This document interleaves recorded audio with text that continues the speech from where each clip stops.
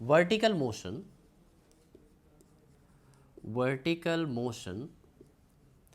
under gravity. So, see here what type of motion is this. Suppose you have, this is the ground portion here. You are throwing a ball from the ground, ball is going like this, coming back.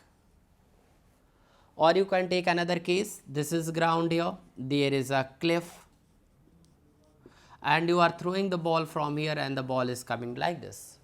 So, ball is first going in this way, coming here, similarly here going this and coming here. All these motions are here the vertical motion under gravity. Motion may be vertically upward or vertically downward. So, when the body is moving in this, we have ignored here air resistance, and also we always take or we assume that here the when the body is going up or coming down, in both the cases acceleration is 9.8 meter per second square. So, this uniform acceleration is known as acceleration due to gravity, or sometimes we write here also 10 meter per second square according to the given data in the question. Sometimes this value is given in the numerical and then you have to use this, otherwise you have to use 9.8 meter per second square. So, whether the body is going up or coming down, in both the cases g is acting vertically downward.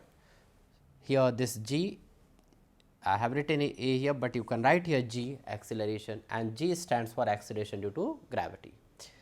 So, now here we can use sign convention also.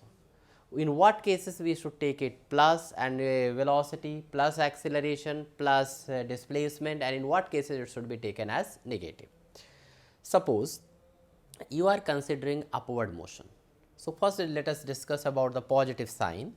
If you have taken positive sign here, so positive sign we generally take for upward motion, or if it is the under gravity, and if the body is moving horizontally we take right to the origin, positive sign, and negative sign is taken here for the downward motion, or we take left to the origin in case of the horizontal motion.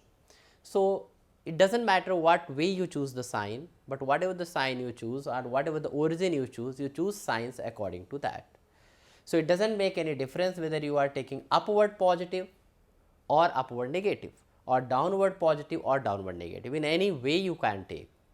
So, this is only the, it is up to you how do you choose the sign and how do you solve the questions. Now, we will be coming to the examples related to for sign convention, then we will go for the numericals.